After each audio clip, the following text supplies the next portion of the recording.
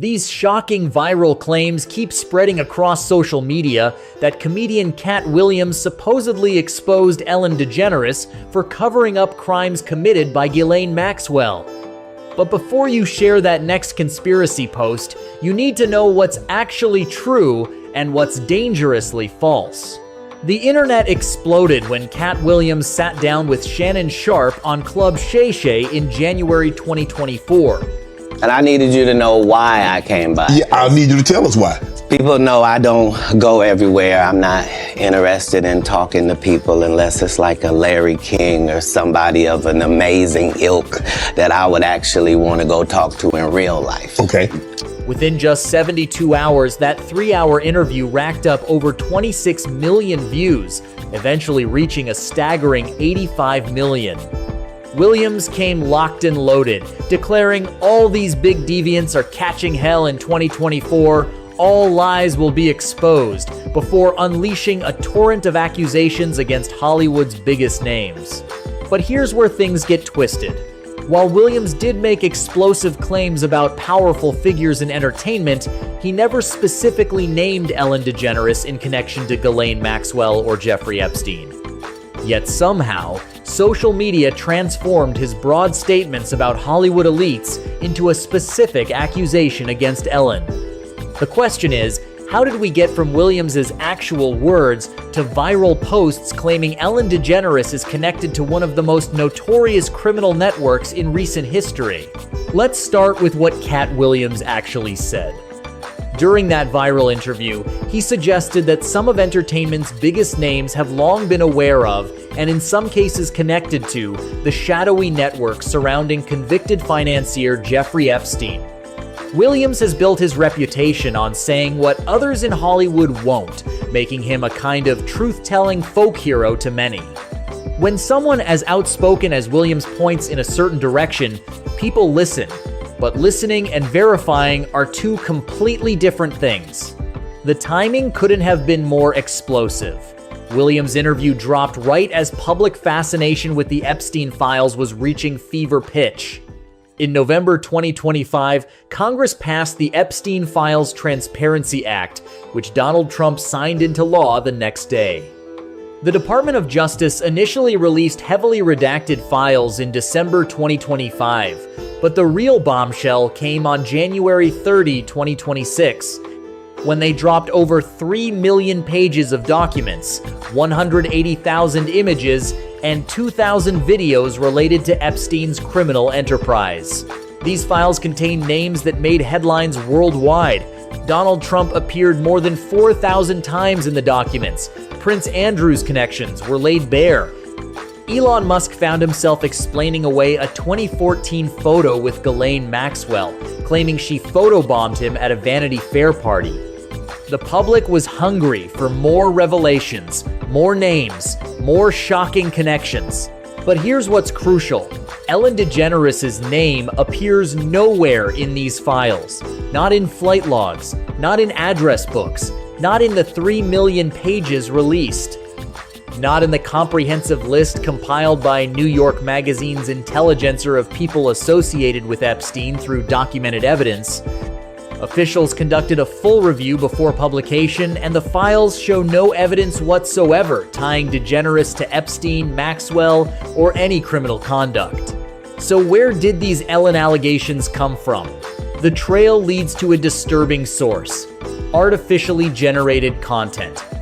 In February 2026, a website called The People's Voice published an article citing unnamed inside sources and included what they claimed was whistleblower audio, making graphic accusations about DeGeneres. 4 different analysts told PolitiFact that this recording was probably created using artificial intelligence. Think about that for a moment. We're living in an era where AI can create convincing fake audio of anyone saying anything. And that's exactly what happened here.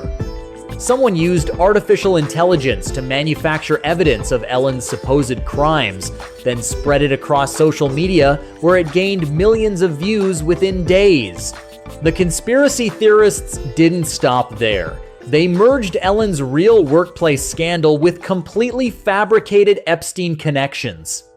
Yes, Ellen's daytime show did face serious allegations in 2020 when BuzzFeed News spoke with 36 different sources who shared stories of racism and workplace bullying. 3 executive producers were fired, and Ellen herself admitted the experience was devastating.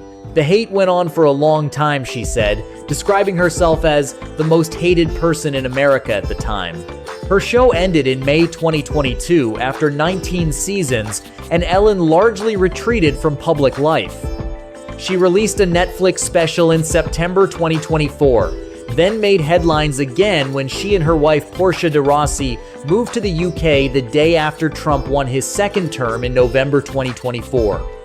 "We got here the day before the election and woke up to lots of texts from our friends with crying emojis," Ellen told the BBC. "He got in, and we're like, we're staying here." Now they're settled in a 10,000 square foot home called Heaven in the Cotswolds, which they bought for a reported $26 million. Ellen's even found her favorite local pub, owned by Jeremy Clarkson. "She lives in the village where our pub is," Clarkson noted. Everyone said she has been canceled, but she seemed nice when she came to the pub. The staff said she was very friendly and lovely. But conspiracy theorists saw Ellen's UK move as somehow suspicious, which meant they had further evidence of her supposed guilt.